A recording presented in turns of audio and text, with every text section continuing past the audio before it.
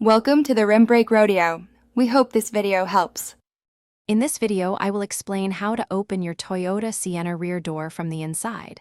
First, locate the interior door handle, which is typically found on the armrest or door panel. Once you've found it, simply pull the handle firmly towards you. This action will release the latch, allowing you to then push the door outwards to open it completely. It's a straightforward process, designed for easy and safe access. Before attempting to open the door, it's crucial to check for child safety locks. These locks are designed to prevent accidental opening from the inside, especially by young passengers. You'll usually find a small lever or switch on the edge of the rear door, visible when the door is slightly ajar. Simply slide this lever to the off or unlock position to allow the door to be opened from the interior. For the rear tailgate, some Toyota Sienna models include an emergency release lever. This is a vital safety feature, often found near the latch mechanism on the inside of the tailgate.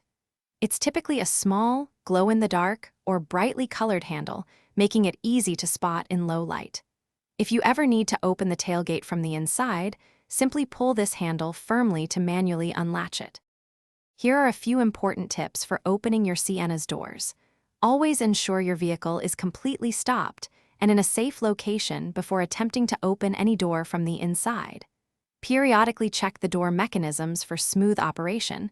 A little lubrication can go a long way. For the most accurate and model-specific information, always refer to your Toyota Sienna's owner's manual. Stay safe out there. Thanks for watching. Consider subscribing if we helped you.